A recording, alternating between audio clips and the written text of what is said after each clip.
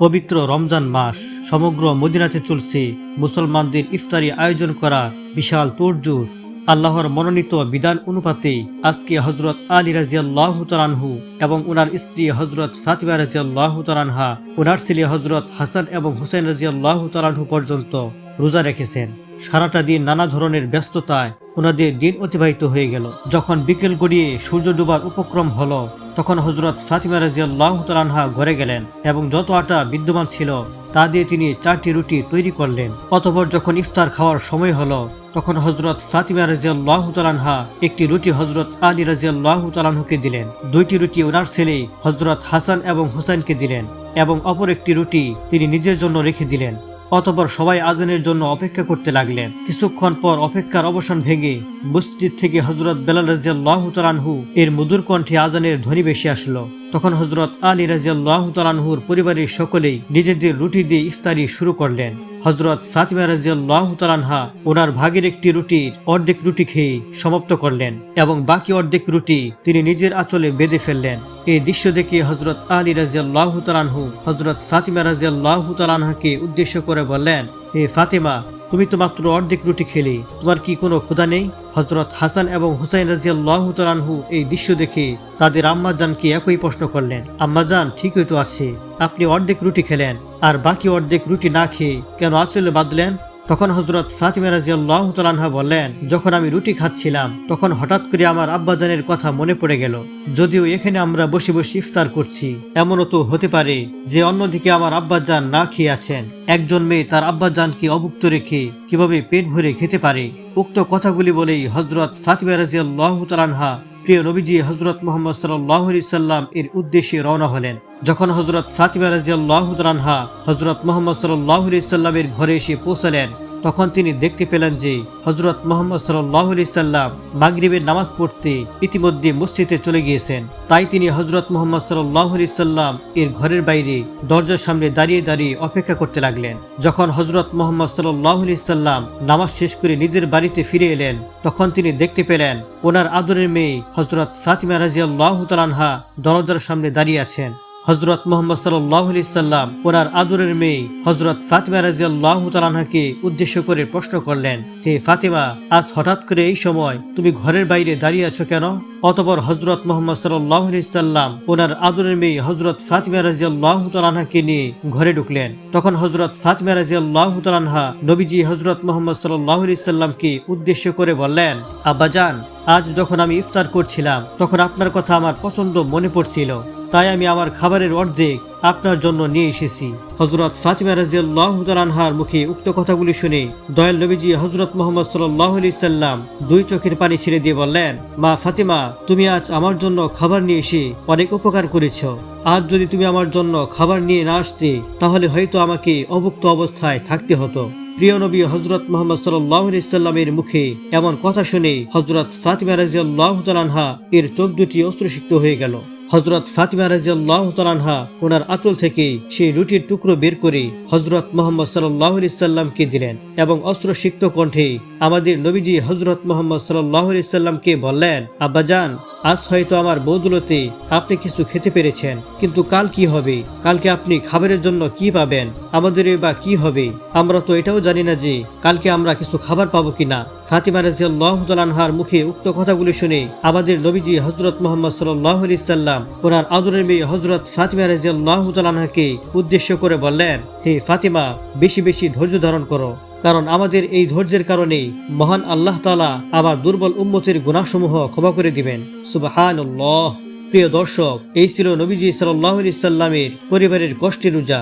হযরত মুহাম্মদ সাল্লাল্লাহু আলাইহি সাল্লাম তার উম্মতকে অর্থাৎ আমাদেরকে বাঁচানোর জন্য কতই না প্রচেষ্টা করেছেন। 3 দিন যাবত না খেয়ে কাটিয়েছেন, কিন্তু তিনি বিন্দুমাত্র কষ্ট পাননি। হযরত মুহাম্মদ সাল্লাল্লাহু আলাইহি সাল্লাম চেয়েছেন ওনার কষ্টের বিনিময়ে যেন ওনার উম্মত অর্থাৎ আমাদের গুনাহসমূহকে ক্ষমা করে দেওয়া হয়। কিন্তু প্রিয় দর্শক, আমরা নবীজির উম্মত হয়েও নবীজির সুন্নত পালন করি না। ওনারা ইফতার করার জন্য যত সামান্য খাবার খেয়েছেন, অথচ যদি আমরা আমাদের দিকে লক্ষ্য করি তাহলে আমরা দেখতে পাই যে আমরা যা খাই তার চাইতেও বেশি অপচয় করি। আমাদের উচিত যতটুকু আমাদের সাধ্য কোলায় ততটুকু খাবার গ্রহণ করা এবং ক্ষুধার্ত কোনো ব্যক্তিকে নিজের খাবারের সঙ্গে বানিয়ে নেওয়া। মহান আল্লাহ তাআলা আমাদের সবাইকে সঠিক বুঝ দান করুন। পরের দিন এক ব্যক্তি প্রিয় নবীজি সাল্লাল্লাহু আলাইহি সাল্লামের নিকট এসে উপস্থিত হলেন এবং বললেন, ইয়া রাসূলুল্লাহ, আমি রমজান মাসে দিনের বেলায় স্ত্রীর সাথে সহবাসে লিপ্ত হয়েছি, এখন আমার কি করণীয়? প্রিয় নবীজি হযরত মুহাম্মদ সাল্লাল্লাহু আলাইহি সাল্লাম তখন সেই ব্যক্তিকে বললেন, তোমার কি একটি ক্রীতদাস আজাদ করার সামর্থ্য রয়েছে? তখন সেই ব্যক্তি বলল, জি না হুজুর, আমার ক্রীতদাস আজাদ করার সামর্থ্য নেই। তখন হযরত মুহাম্মদ সাল্লাল্লাহু আলাইহি সাল্লাম বললেন, তাহলে ধারাবাহিকভাবে 2 মাস রোজা রাখতে পারবে? তখন সেই ব্যক্তি বলল, জি না হুজুর, এটা আমার দ্বারা সম্ভব নয়। তখন নবীজি সাল্লাল্লাহু আলাইহি সাল্লাম পুনরায় বললেন, তাহলে তোমার কি 60 জন মিসকিনকে খাওয়ানোর সামর্থ্য রয়েছে? তখন সেই ব্যক্তিটি বলল, হুজুর, আমার তাও নেই। এমন সময় প্রিয় নবীজি হযরত মুহাম্মদ সাল্লাল্লাহু আলাইহি সাল্লামের কাছে এক পাত্র খেজুর হাদিয়ে এলো। তখন প্রিয় নবীজি হযরত মুহাম্মদ সাল্লাল্লাহু আলাইহি সাল্লাম সেই ব্যক্তিটিকে বললেন, এগুলো তোমার পক্ষ থেকে গরিবদের মাঝে দিয়ে দাও। তখন সেই ব্যক্তিটি বলল, মদিনার 2 সীমান্তের মাঝে তো আমাদের চেয়ে গরিব আর কেউ নেই। তখন নবীজি সাল্লাল্লাহু আলাইহি সাল্লাম বললেন, এগুলো তোমার পরিবারকে খাইয়ে দাও। সুবহানাল্লাহ। অতঃপর ব্যক্তিটি খেজুর নিয়ে সেখান থেকে চলে গেলেন। এরপর সেখানে হযরত আবু হুরায়রা রাদিয়াল্লাহু তাআলা আনহু এসে উপস্থিত হলেন। তখন প্রিয় নবীজি হযরত মুহাম্মদ সাল্লাল্লাহু আলাইহি সাল্লাম হযরত আবু হুরায়রা রাদিয়াল্লাহু তাআলা আনহুকে বললেন, হে আবু হুরায়রা, তোমার উপর যাকাতের সম্পদ রক্ষার দায়িত্ব রইল, তুমি তা যথাযথ পালন করবে। প্রিয় নবী হযরত মুহাম্মদ সাল্লাল্লাহু আলাইহি সাল্লামের নিকট হতে যাকাতের সম্পদ রক্ষা করার দায়িত্ব নিয়ে হযরত আবু হুরায়রা রাদিয়াল্লাহু তাআলা আনহু বাড়িতে চলে আসলেন। রাতের বেলা হযরত আবু হুরায়রা রাদিয়াল্লাহু তাআলা আনহু শুয়ে আছেন, তিনি তখনও ঘুমাননি। হঠাৎ করে হযরত আবু হুরায়রা রাদিয়াল্লাহু তাআলা আনহু লক্ষ্য করলেন কোন এক আগন্তুক এসে যাকাতের খাদ্যের মধ্যে হাত দিয়ে কিছু নিতে যাচ্ছে। তখন হযরত আবু হুরায়রা রাদিয়াল্লাহু তাআলা আনহু শোয়া থেকে উঠে সেই আগন্তুকের কাছে গেলেন এবং তাকে ধরে ফেললেন। অতঃপর হযরত আবু হুরায়রা রাদিয়াল্লাহু তাআলা আনহু সেই আগন্তুককে বললেন, আল্লাহর কসম, আমি অবশ্যই তোমাকে আল্লাহর নবী হযরত মুহাম্মদ সাল্লাল্লাহু আলাইহি সাল্লামের নিকট নিয়ে যাব। তখন সেই আগন্তুক বলল, আমি খুব দরিদ্র মানুষ, আমার পরিবার আছে, অনুগ্রহ করে আমাকে ছেড়ে দিন। আগন্তুকের কাকুতি মিনতি শুনে হযরত আবু হুরায়রা রাদিয়াল্লাহু তাআলা আনহুর দয়া হলো, তাই তিনি সেই আগন্তুককে ছেড়ে দিলেন। ছাড়া পেয়ে সেই আগন্তুক সেখান থেকে চলে গেল। অতঃপর সকালবেলা যখন হযরত আবু হুরায়রা রাদিয়াল্লাহু তাআলা আনহু প্রিয় নবীজি হযরত মুহাম্মদ সাল্লাল্লাহু আলাইহি সাল্লামের কাছে এসে উপস্থিত হলেন, তখন প্রিয় নবীজি হযরত মুহাম্মদ সাল্লাল্লাহু আলাইহি সাল্লাম হযরত আবু হুরায়রা রাদিয়াল্লাহু তাআলা আনহুকে বললেন, হে আবু হুরায়রা, গত রাতের আসামির খবর কি? তখন হযরত আবু হুরায়রা রাদিয়াল্লাহু তাআলা আনহু অবাক হয়ে বললেন, হে আল্লাহর রাসূল, সে তার প্রচন্ড অভাবের কথা আমার কাছে বলেছে, আমি তার উপর দয়া করে তাকে ছেড়ে দিয়েছি।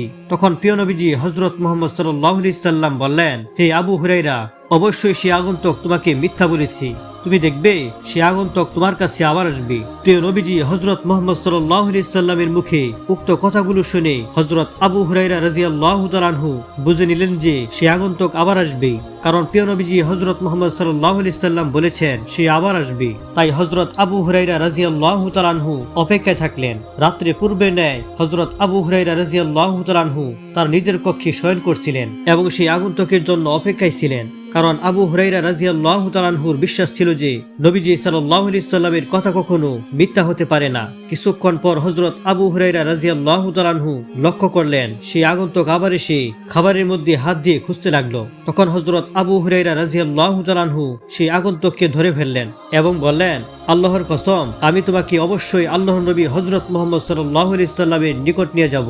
তখন সেই আগন্তুক করুণ কণ্ঠে বলল, আমাকে ছেড়ে দাও, আমি খুব অসহায়, আমার পরিবার আছে, আমি আর আসবো না। হযরত আবু হুরায়রা রাদিয়াল্লাহু তাআলা আনহু এবারও সেই আগন্তুকের উপর দয়া করে সেই আগন্তুককে ছেড়ে দিলেন এবং সেই আগন্তুক সেখান থেকে চলে গেল।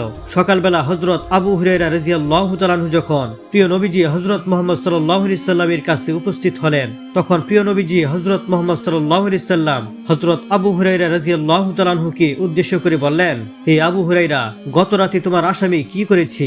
তখন হযরত আবু হুরায়রা রাদিয়াল্লাহু তাআলা আনহু বললেন, হে আল্লাহর রাসূল, সে তার চরম অভাবের কথা আমার কাছে বলেছে, আমি তার উপর দয়া করে তাকে ছেড়ে দিয়েছি।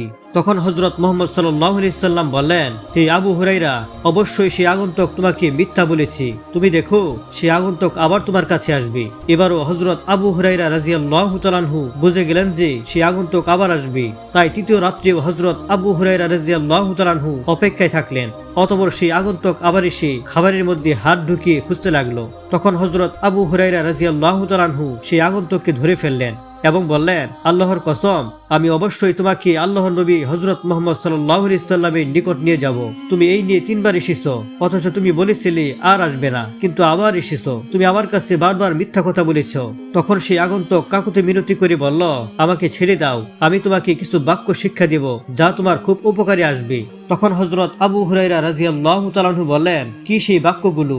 তখন সেই আগন্তুক বলল, যখন তুমি নিদ্রায় যাইবে তখন আয়াতুল কুরসি পাঠ করবে, তাহলে মহান আল্লাহ তাআলার পক্ষ থেকে তোমাকে একজন রক্ষক পাহারা দিবে এবং সকাল পর্যন্ত জিন শয়তান তোমার কাছে আসতে পারবে না। সেই আগন্তুকের মুখ থেকে উক্ত বাক্য শোনার পর হযরত আবু হুরায়রা রাদিয়াল্লাহু তাআলা আনহু সেই আগন্তুককে ছেড়ে দিলেন এবং সেই আগন্তুক ছাড়া পেয়ে সেখান থেকে চলে গেল।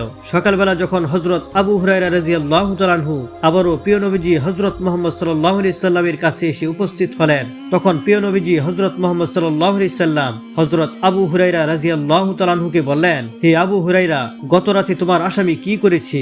তখন হযরত আবু হুরায়রা রাদিয়াল্লাহু তাআলা আনহু বললেন, ইয়া রাসূলুল্লাহ, সেই আগন্তুক আমাকে কিছু উপকারী বাক্য শিখিয়ে দিয়েছে, তাই আমি তাকে ছেড়ে দিয়েছি। প্রিয় নবীজি হযরত মুহাম্মদ সাল্লাল্লাহু আলাইহি সাল্লাম তখন জিজ্ঞেস করলেন, তোমাকে সেই আগন্তুক কি শিক্ষা দিয়েছে? তখন হযরত আবু হুরায়রা রাদিয়াল্লাহু তাআলা আনহু বললেন, সেই আগন্তুক বলেছে, যখন তুমি নিদ্রায় যাইবে তখন আয়াতুল কুরসি পাঠ করবে, তাহলে মহান আল্লাহ তাআলার পক্ষ থেকে তোমাকে একজন রক্ষক পাহারা দিবে এবং সকাল পর্যন্ত জিন শয়তান তোমার কাছে আসতে পারবে না।